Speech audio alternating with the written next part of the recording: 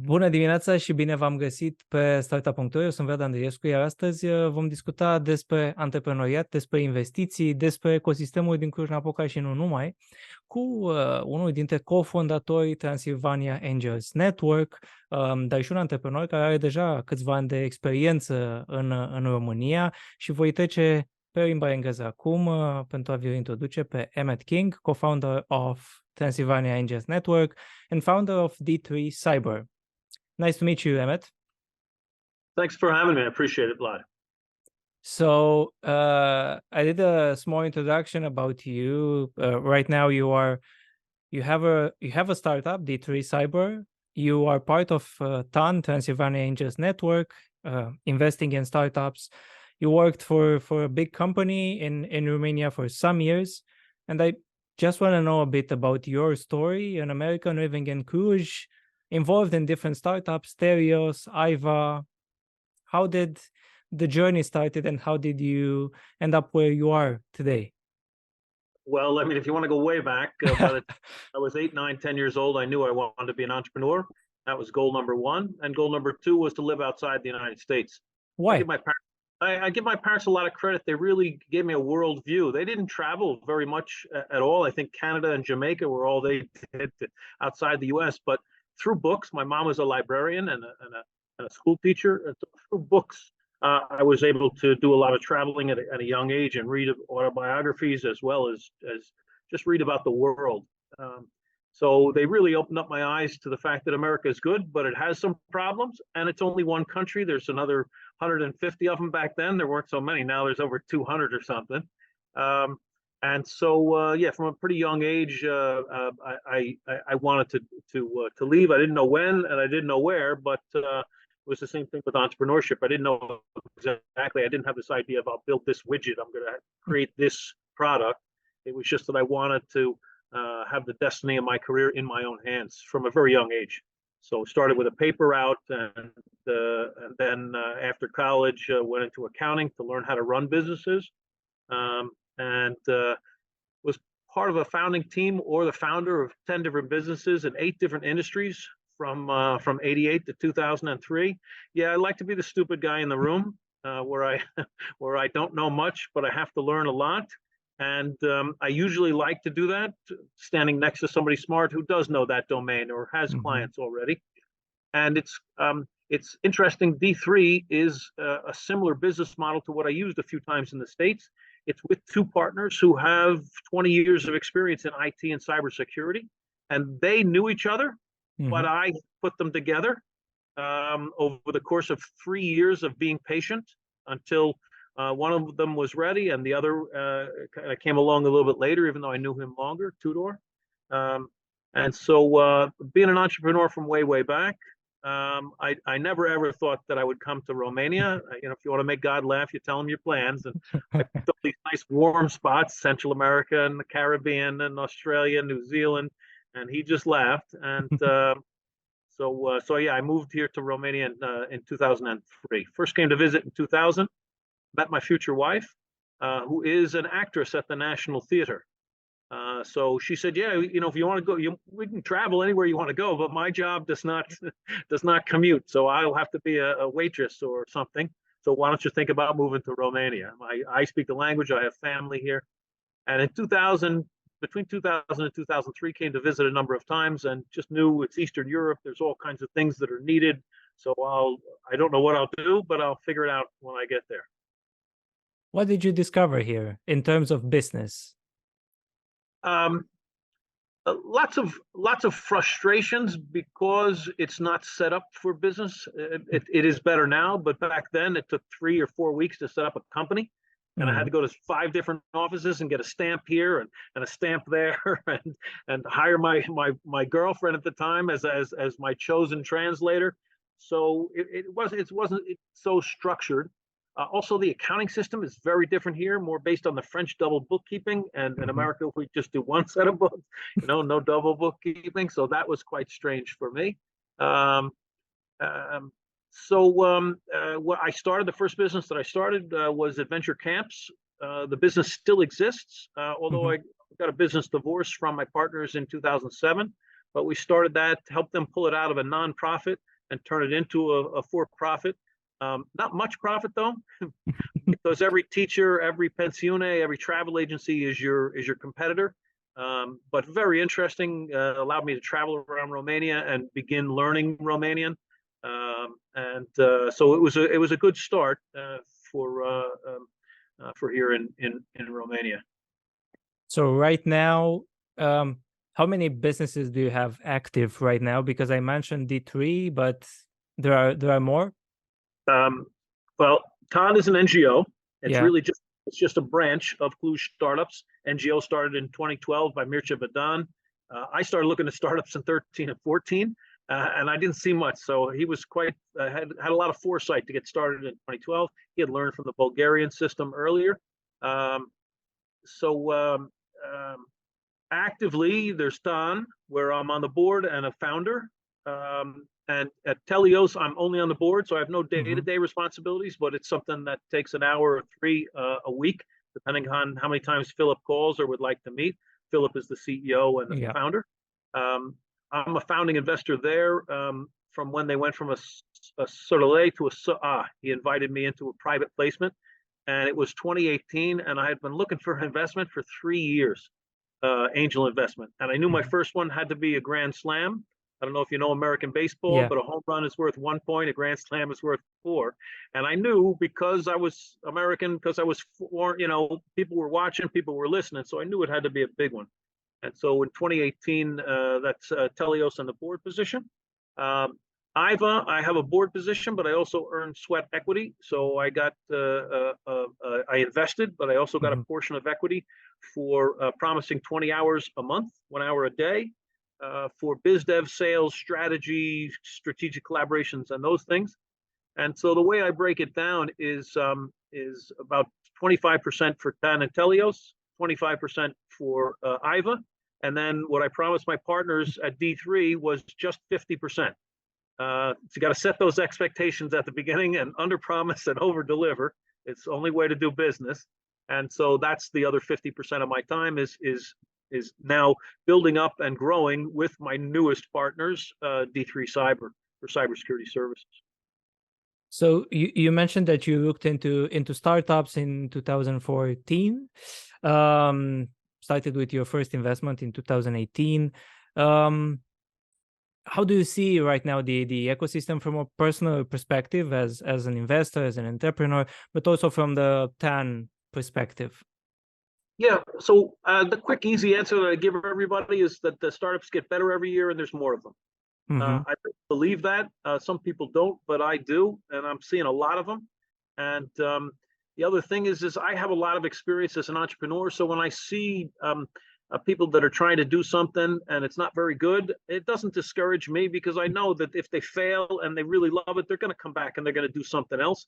It's one of the missions of TAN is not only to teach people about angel investing, but it's to treat the startups with respect, even if we're not going to invest in them, and give them the best advice we can and to help them out, and let them know that if it doesn't work out, then they can try something else. Failure is a big problem here in Romania. I know there's this push for I love failure. It's a new event in the ecosystem. And I think it's really great. I told them that I'll be glad to be a speaker here in Cluj, because it was a big success in Bucharest, and people are really fear of failure is just no good. You're learning, you're growing. Fail smart, fail fast. That's Silicon Valley speak, but it's most entrepreneurs have to have a couple of failures. The guy or gal who hits it off right the first time and becomes rich, it's very small percentage of the time. So I really like how the ecosystem has evolved, and even through the crisis, the pre-seed and seed tended to hold itself. And in Romania, the valuations did not soften. They softened in some other markets, but again, not like other Series A and those for sure. We continue to see good startups. We invested more last year than the year before. I think the year before was about $500,000. Last year was $1 million, a little bit over €1 million. And so I'm quite confident that that the startups are out there, and that the ecosystem will continue to grow. We all have to, we all have to do a part of it, just like you being MC in some of these things, and me coming down from Cluj, and Mircea and the guys from Vlad from Rubik Hub with the Rose Startup to try and talk to the government and change things. So it's a good time to be in Romania, for sure. I wanted to ask you, you mentioned about 2023, 1 million in investment. In 2021, you had 1.1. 500,000 in 2022. How was 2023? Because you mentioned, just going further, you mentioned that in the pre-seed area, it wasn't so much of a slowing down. We saw in the bigger parts of investment ecosystem in Series A, Series B, a slowing down. Yeah, I think, we're made up of guys mostly with 5s and 10s and a few gals. So boy, I wish we were above 10%, but we're at 7, I think 6 or 7 now that we've grown a little bit. It came below 10. It's people were really cautious this year as well. 22, they were cautious, and this year again, pretty cautious. Part of the reason for a bigger year this year and in 21 was Telios. So Telios is the very first SPV that TAN did 1 year after I invested in 2018. It was the first SPV where we raised I think 200, and then in 21 we raised 800, and this year it's about 700 that we've raised for Telios. So it's interesting and fun for me that two of my babies, two of my kids are helping each other, which is I think is a big reason for the bumps in 21 and 23. We do allow some VCs to come in and some family offices. I think we have 4 of them. We charge them a different rate, a higher rate, the 500 euros. The membership for us is only 300 euros a year. Most of the angel networks are 500 or 600. Because we're an NGO, we're trying to keep it low. Makes it hard with a small budget for sure, but we're trying to get more and more people in, so that they can learn that angel investing is not the riskiest in the world. That's called crypto, in my opinion. But how would you describe for people who would like maybe to invest in startups, but they don't understand maybe the tech industry so much, they're fearful of doing the investment? How would you describe TAN, for example, if you want to attract someone to the network? And how does it work for investment, for example? We have members that have been members for 2 or 3 years that haven't made that investment, and we don't force anybody to make an investment. We ask them to think about the idea of investing 5 or 10K in a year. But if you don't want to, that's okay. You're still learning, or you haven't met that first one. Look how long it took for me to find my first one, right? So we understand that, and there's no pressure. The beauty of joining TAN is that it's nice people. The only rule we have is no jerks allowed. Maybe don't put that in there, but we're really striving for that. So it's nice people who treat each other well and who treat the startups correctly, and that's important to Mircea and I from the very beginning. Sometimes people are a little bit harsh, or very harsh, especially if they're not going to invest, or somebody makes a mistake, or the pitch is terrible. So we tell people to come along. And one of the big benefits about coming along, especially if you don't know tech, I'm not a tech guy. I'm an accountant. I'm an entrepreneur. I'm not a tech guy. We have a vast proportion of our members are techs. So when I run into a tech issue that I don't know, I go to a member and I say, hey, you know this industry, you know the tech in that industry. What do you think about this startup? I don't care if you're going to invest or not invest, but could you come along and help us kind of kick the tires and look under the hood and tell us, is this tech that you think can carry some weight? And then it's up to me to look around, find others, and see if they have the competition and other aspects about the business plan, to go to market, those things. But if you've never done angel investing, then it helps to have a group of people around you. I myself, who had never done it before, I wanted a group around me because I want people to tell me about my blind spots. I'm a very optimistic person. I like a team. I like this idea, but I don't see some things. And a Mircea or Radu or Cotiso or somebody will say, whoa, Emmett, what about this? Oh man, I didn't think about that. So, and it's also on the other side for them. Romanians tend to be a lot less optimistic than me, and most of our membership is Romanians. We have a few expats in the group, but it's interesting for them to try and listen to my optimism. Why am I optimistic about that person or that opportunity or that team? And so that's the good thing about joining a group is you're not by yourself in something you haven't done before. Talk me more about this relationship between the investors and the entrepreneurs, the founders, because you mentioned that sometimes, and we know that sometimes investors are harsh. They expect results. They expect a way of working. How do you see it? This sweet spot of relationship between the investor and the founder, just for everyone to be comfortable and to grow the business, which is the main purpose. Yeah, so you got to set the expectations at the beginning. There, I have 15 angel investments now, soon to be 16, and I'm not going to work with all of them. Yeah. Some of them, it's like investing in the stock market almost. That I pick them and I talk to them once a year, or I read a couple of reports. One of the weakest things in the ecosystem is that startup founders are not good at getting out those monthly or quarterly reports to investors. It's a real weak spot in the ecosystem for sure. Mm-hmm. If I want to know, I reach out and ask. Right, this time of the year, I'm going to those 15 teams and saying, "Hi guys, and how do we do in 23? When's the investor notice coming out?" And you kind of have to chase them.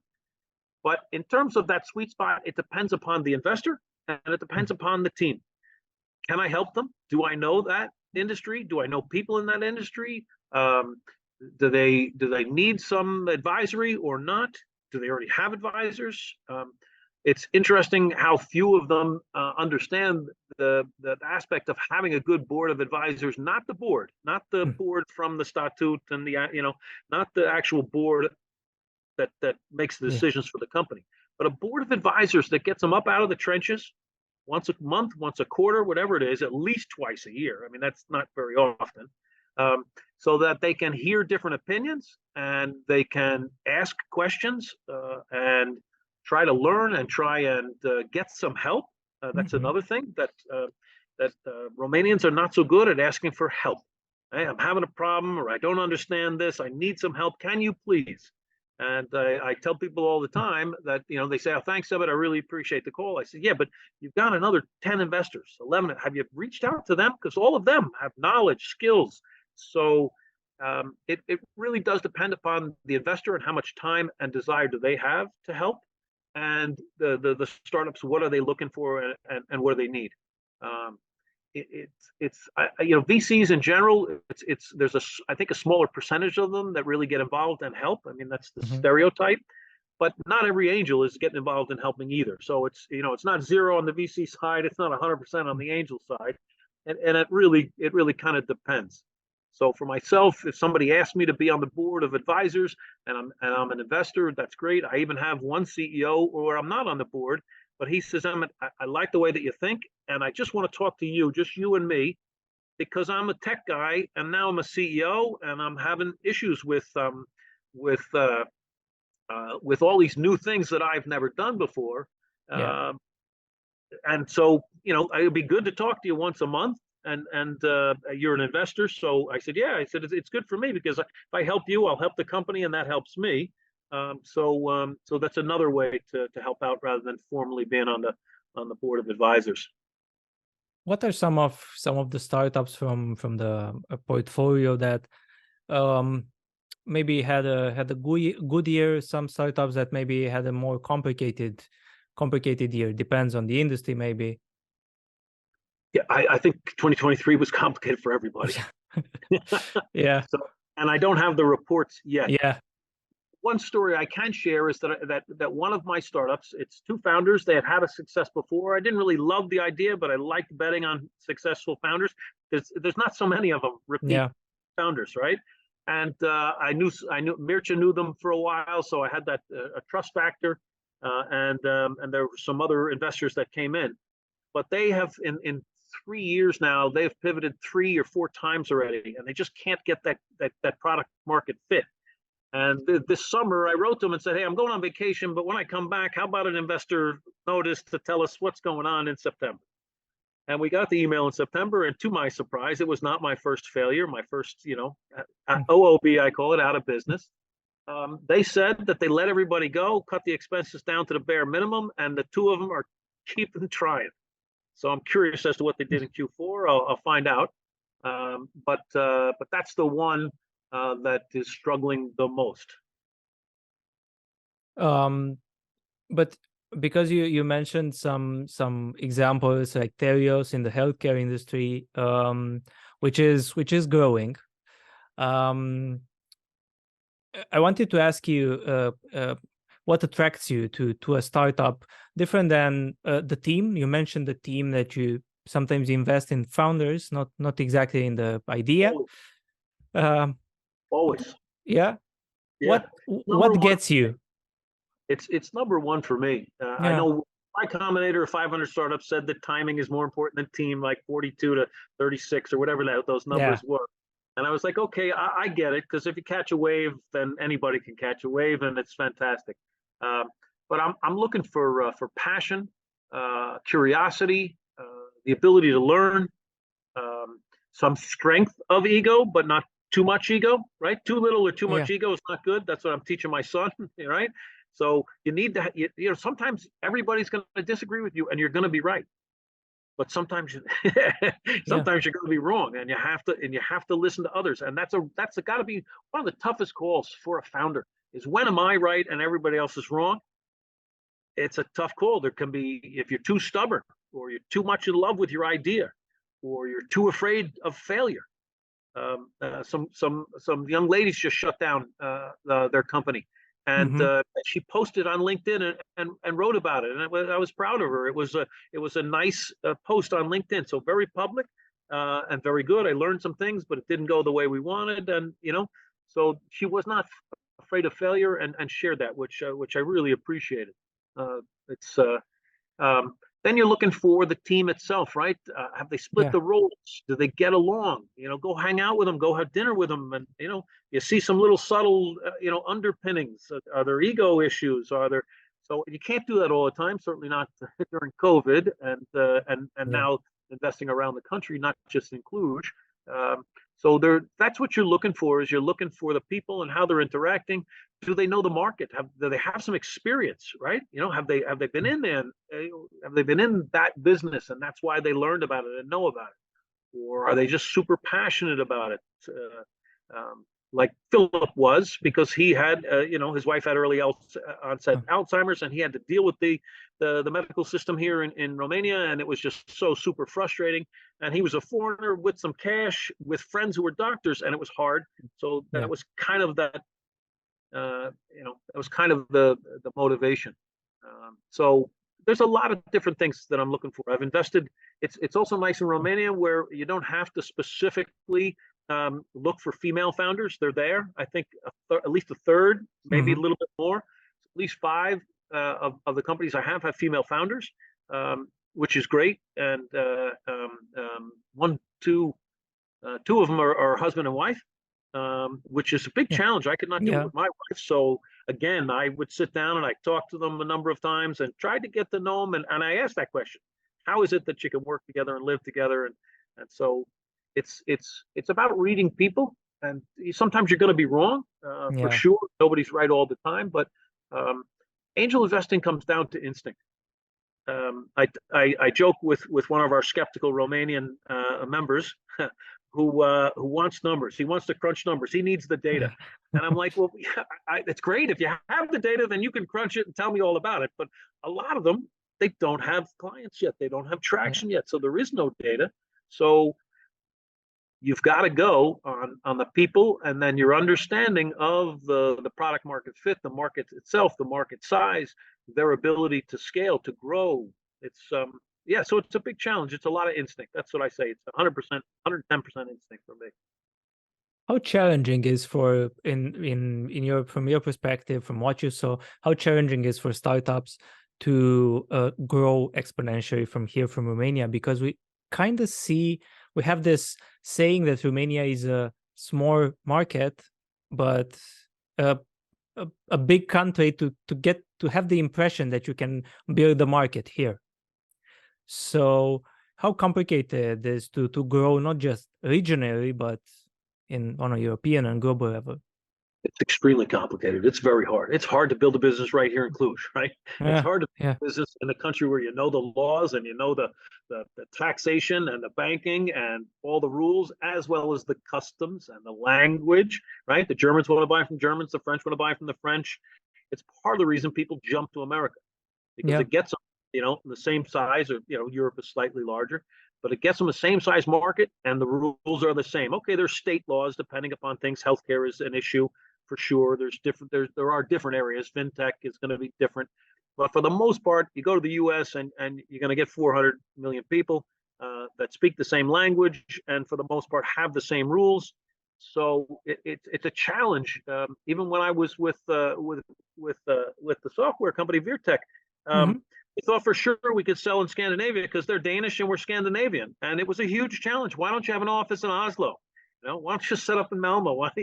So that challenge is there regionally, and to jump to the States, it's at a different speed. It's like going from the second or third tier in football to the English Professional League, right? The EPL. That's where it's the fastest and the strongest and the most money is around. So that's the analogy I make. Romania is third or fourth tier right now, and we're growing and we're doing good and we have some good successes. But it's a big challenge, even for established businesses and businessmen to move out of Romania and extend to other countries because of all of those aspects. I want to have your perspective, because you have a global reach, coming from the US, traveling around the world, seeing the world, establishing businesses here in Romania. From your perspective, what's your impression? Because we talk about the opportunities of the EU for the European Union, for the startups. We have a market, 27 countries, but one market. What's the issue here? Because there's, as you said, that's 27 markets, not one. Yeah, that's the issue. It's culture. Yeah. It's culture, and it's not one set of rules. Right, and Switzerland and Denmark are not in the not using the euro, right? And so each one is a different kind of a step, and that's a challenge unique to Europe. But I would imagine it's similar in Asia. I haven't done a lot of business in Asia, but I would imagine it's quite similar in Asia, that you just don't go. And even China is so big that there's so many regions, and so for sure it's that there's such differences, and culturally, I mean, ever since I've been here for 20 years, and it's everything. Everybody always says Germans want to buy from Germans, French want to buy from the French, the Danes want to buy from, So that's the challenge, and the way to overcome that is to find a good trusted partner, or to go yourself, right? But then you're in Germany, you're not in Cluj. And it's one of the reasons for Telios, the VCs say, oh, you guys are only in one country. And we have a few clients in, Moldova, Bulgaria. We have a few because the nurses speak Hungarian, they speak English, right? So we have a few. But their whole thing is, oh, you're only in one country, it's too big a risk. However, at Transylvania years ago, Marius Genny was on stage and he says, this whole thing, some companies are just made to be in Romania. And that's okay. And that's where I met him. I went up to him afterwards and I said, I've seen you on Shark Tank, and you have a whole different persona. He's like, yeah, it's TV, Emmett. And that's he and I'm still in touch with him. We're not friends, but we're as you were the MC at his event and then talked to the event. And I really appreciate that. His example was something like, I know good companies in Croatia, and that's only 7 million people. So that he had built a few companies here, and Flamingo and others, he built them and he sold them and he made good money and he grew. So I think I'm not looking for unicorns. I'm looking for good teams with good businesses, finding good clients and taking care of them and making a good profit. And if that's just here, people said, Telios, oh, Emmett, that can't scale. You can't go outside. I said, it's okay. Romania is 16 to 19 million people. If we can get 1 or 2 million clients, then that's going to be a very good business for us. We're on our way. We're hoping to get about 500,000 next year. Mhm. Just here in Romania, and we're okay. Regional expansion can happen when the bandwidth is there, when the team is ready, when we have the right people in place. That's when you can expand. So somebody is in charge of Hungary or Bulgaria, or when the war ends in Ukraine. We're already Yeah. registered in Ukraine because Philip and Adrian, the other founder, they have an NGO up in Siget, and they've been bringing supplies in, and Adrian is an honorary citizen of the Ukraine. He was setting up. He's a doctor and was up there doing triage and things. So yes, but we Yeah. cannot go there. I mean, the war is okay, fine, but there's no war in Hungary, and we've been offered to come to Hungary. Even VCs will give you money, but it can only be spent in Budapest, kind of a thing. And that's okay, but then who's going to run it? Even so there's other VCs that say, I'll give you money for expansion only, not for working capital. And we talked to them and said, look, that's great. We like that idea. Thanks. But we didn't give you any plan because we don't have the project manager who will run that project. Philip is too busy doing other things. So when we have that, then we're going to come back. We'll give you an expansion plan and we'll ask you for that money. So it's a big challenge. Yeah. How do you see 2024? What do you expect from More of the same? More of the same? Yes. I don't expect it to be any different. People are still really cautious. People are still really worried. 2023 was a softening in the IT sector around the world, just because people were pulling back, as well as other problems that they had, for sure.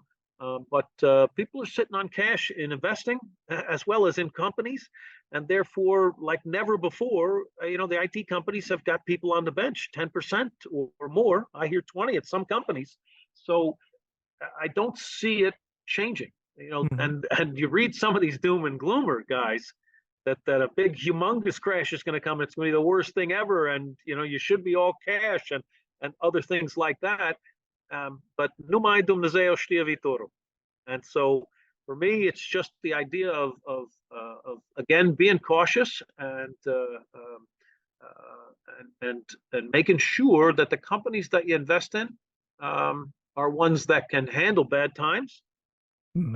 I just watched the documentary, and somebody mentioned it. I don't know if it was the founder of Green Horse. Somebody said that Romanian entrepreneurs of 17, 18, 19 were really strong and good because there wasn't that much money for them. They had to deal with struggles and tough times, and that's for sure.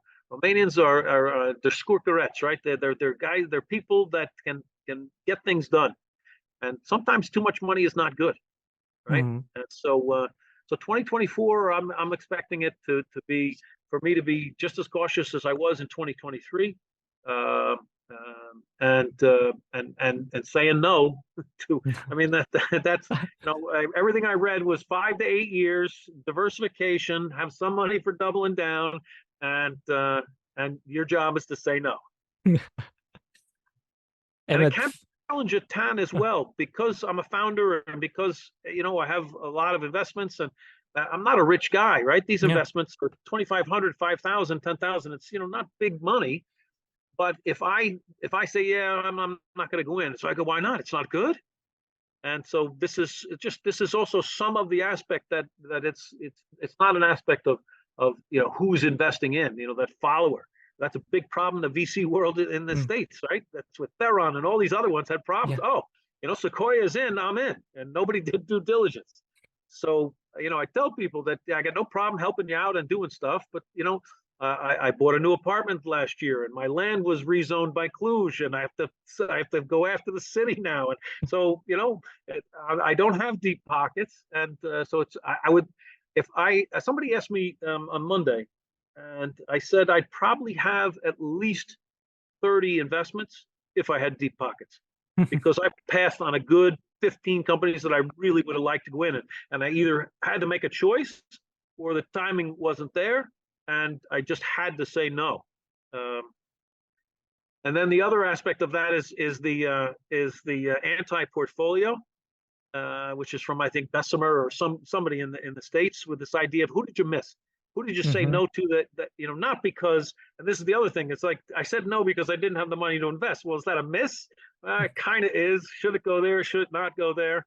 So I try and think about ones that I miss. Typing DNA is a good, I didn't meet the CEO, but I met the marketing guy, and they had some clients doing online testing in the States. And so I liked him, but I just missed out.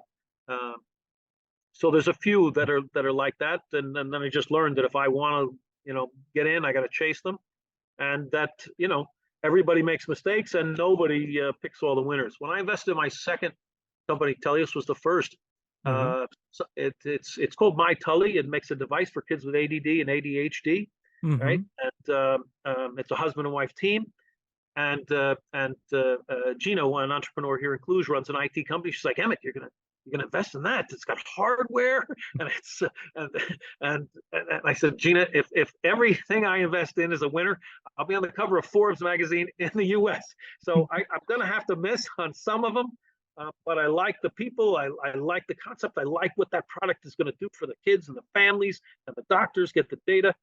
So yeah, I mean, an ROI for Tellius is that, okay, we'll make some money. Okay, great. Hopefully more than some, but we're helping the ecosystem. And I say we because Philip and I are Americans, but it's not just us. Everybody else is Romanian.